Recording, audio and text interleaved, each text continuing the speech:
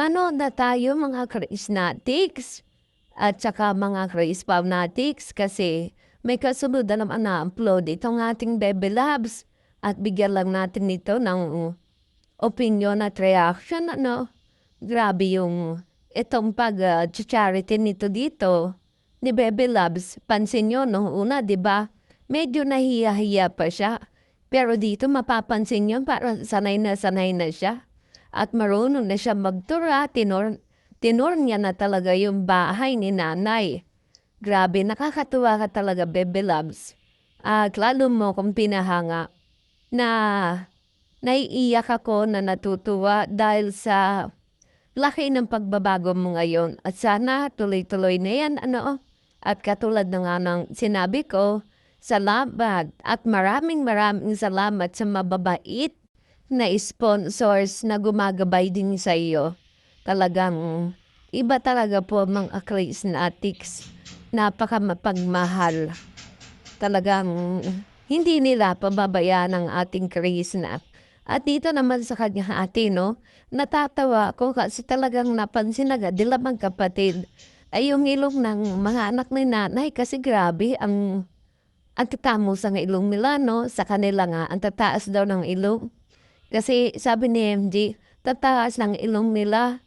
Sa kanya daw pango, MG, hindi ka nag-iisa. Marami tayo. At tayo ay may lahing Pinoy. Ganun talaga. Natatawa talaga ako sa kanya. Ang cute niya. Kanina sinasabi niya na bakit daw siya pango. Nakakatawa. At balik nga tayo dito sa ating Bebe Loves, Ano lang to? Pangalawang balik nga kay nanay. 'Di ba parang sanay na siya. Much more pa siguro kung patuloy-tuloy ang kanyang pagcha-charity, masasanay siya. Kaya sana hindi magsawa mga sponsor. Dumami pa sana ng dumami. At sana talaga laging gabayan ng ating Bebe Loves. Nakakatuwa lang. At ito po magbasa tayo ng ibang mga comments. Sabi niya, dati nung una, ang natulungan ni Sir Paul, lumuha ako. Ngayon naman, Chris na ang pagluha sa akin. Napaluha man ako. Salamat sa mga sponsor mo. Grabe. Sabi niya, ako din di mapigilan ng luha. Talagang bumabagsak. Maraming salamat sa mga sponsor. Diyos na lang pagbalik sa ginawa niyong kabutihan. Maraming blessings darating sa inyo. Amen. Ang saya naman makita sa taong hinuhusgahan pero naging channel of blessings na ngayon. Si Peking ko yan. Totoo po. Tama po yung sinabi niyo, di ba? Ang daming humusga sa kanya. Ang daming kumukot siya sa kanya. Mga below the belt siya kung ibas. Pero ngayon tingnan nyo naman, umuulan ng mga sponsors. Grabe nakakatuwa talaga. Sana talaga tuloy-tuloy. At may tumatawag nga sa kanya dito, pugong biyahera. Hindi po siya, ibigay po natin sa kanya yun talagang binigay sa kanya ni Sir Paul na Peking Korean. Yung pugong biyahera po, baka meron ang ibang title, Joke lang. Pero kay naman po kasi pugong biyahero kay Sir Paul na talagang dito, Peking Koreana. Pero alam ko naman po good vibes lang yung sinasabi yung pugong biyahera. At ito po thank you sa sponsors na nag-share ng kanilang blessings. God bless you more. Puro pagpapasalamat po dito sa mga sponsors. At saka congratulations, Chris na. Now, charity vlogger na good ka. I love you always. God bless you and your family. Nakakatuwa po yung team nila ng ating hindi mo sukat akalain, biruin mo. Simula nung natagpuan siya, ngayon. Nung natagpuan siya na tinulungan siya, ngayon, siya naman ang tumutulong. At siya ang ginawa ngayon ng Diyos para tumulong naman sa mga taong nangangailangan ng tulong. Di ba ang galing? Ang galing talaga ng Diyos. Ang galing talaga ng Panginoon gumawa. Talagang gumagamit siya ng tao para lang ibigay niya ang tulong dun sa mga taong nangangailangan.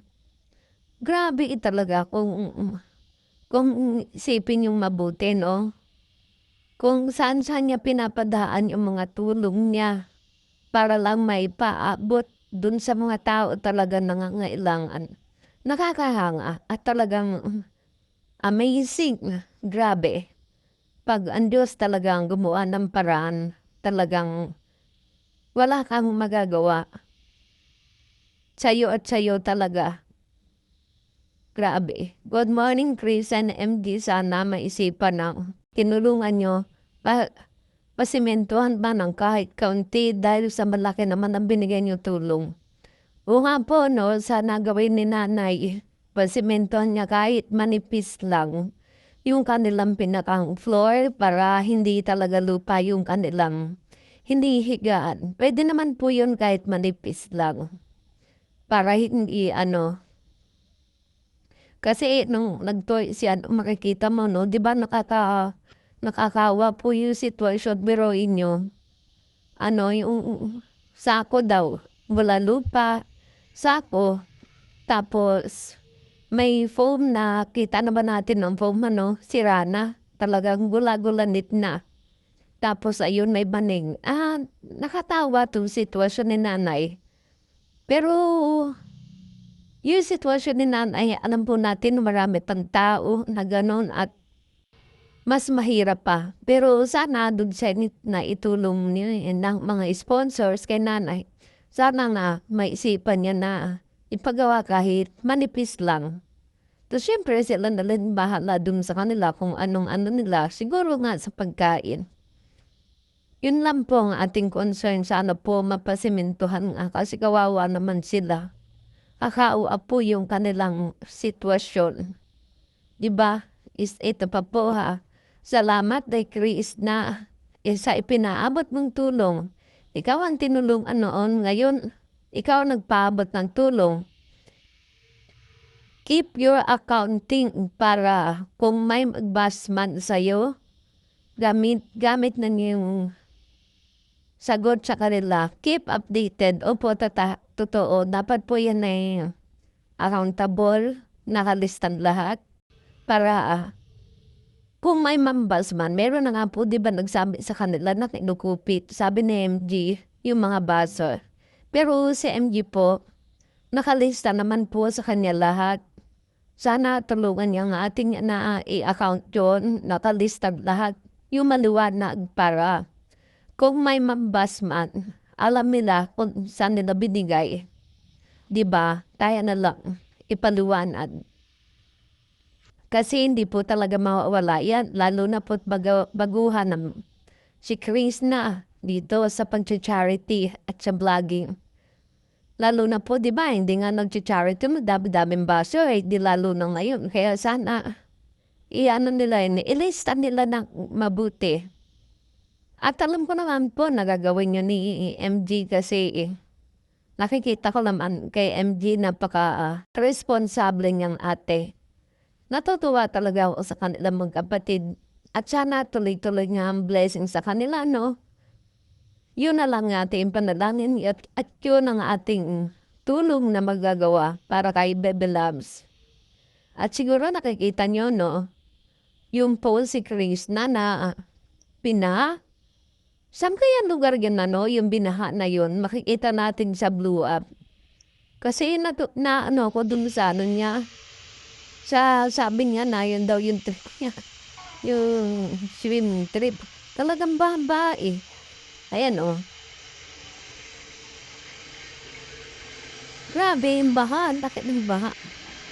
Wala namang ulan. Wala daw ulan pero bumaba. Paano nangyari yun? Grabe. Sabi nga dito, huwag basta-basta lumusong sa baha. Kasi yung ihi ng mga daga. Oo nga, totoo po yung leptospirosis. Kailangan mag-ingat ka, Bebe Loves, ang nadapa naman ang kutis mo. Ay, sa Davao, binabaha na rin yun sa Davao. Kailangan, Chris, wag ko muna lumusong sa baha. Hintayin mo muna na humupa. Ingat talaga. Grabe, nung taas sa rin na baha nila. Maghugas ka agad ng paa. Mahirap ang leptospirosis kaya ang ampo eh. Kapag sa syudad ka nakatirayan ang kalaban mo, ang baha pero pag nasa buting ka naman, maputik na daan ang kalaban mo pero mas masarap pa rin tumira sa bukid. Lalo na kung kinakris na tahimik kang makakakita sa paligid mo, kundi mga puno ng kahoy higit sa lahat malayo sa mga marites. Hindi rin madam kahit malayo ka. May mga marites din. Talaga marites sa kambal ng tao. Pero depende po sa marites. Meron pong marites na hindi naman masama. Yung halimbawa marites na concern sa'yo, o diba? Ganon. Buti ka pa, Chris, na natuloy ang swimming trip mo kasi patapusan summer, walang gana. Ay, tapos nga po, tagulan na ngayon. Kaya ngayon, ang naman natin, payong at kapote. Imang klase sa Davao, bumabaha. Ingat, Devil Labs, ligo kagad. Baka may dumi ang mga dumi ng daga. Mahirap na. O nga po. Ingat ka lang, Devil Labs. Tsana nga, panalangin natin. Tuloy-tuloy ang blessings. Tuloy-tuloy ang mga sponsors.